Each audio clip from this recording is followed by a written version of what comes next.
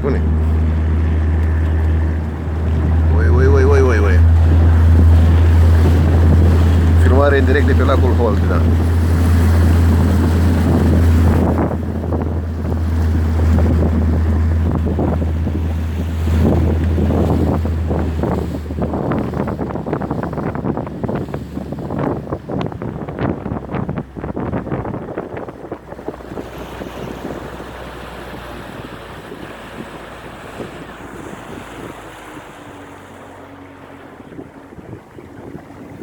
Bă, tu crezi că ai GPS de știi să mergi așa? Cum? Cred că ai GPS de știi să mergi așa.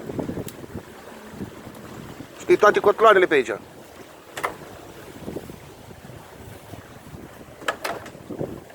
Smile. Nice, Steve.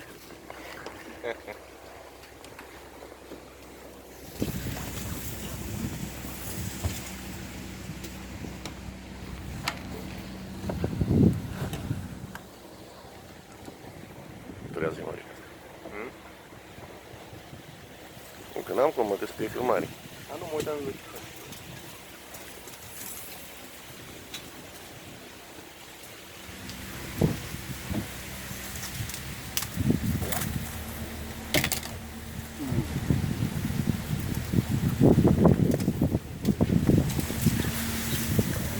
Na, iată unde am ieșit.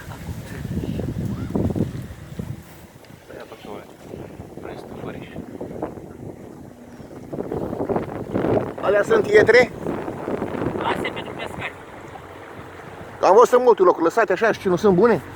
Nu se pune, acum le pune, semnează locurile, că abia de mâine se primește peștele. La voie să le bagi în apă de azi. Aha. Și își fac locurile unde trebuie să le pună. Adică ai rezervat acolo. Da. Deci pui pețele astea aici. La cât timp le strâng?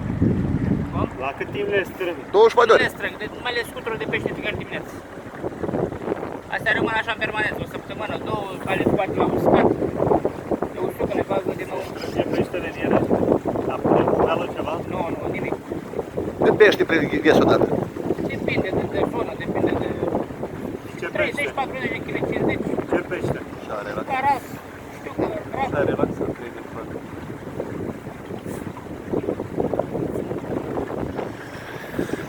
Uite și aici. Rezervat.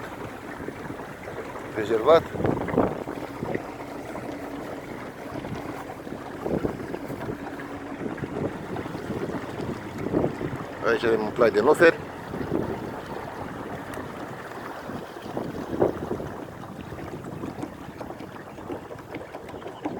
Numai noferi.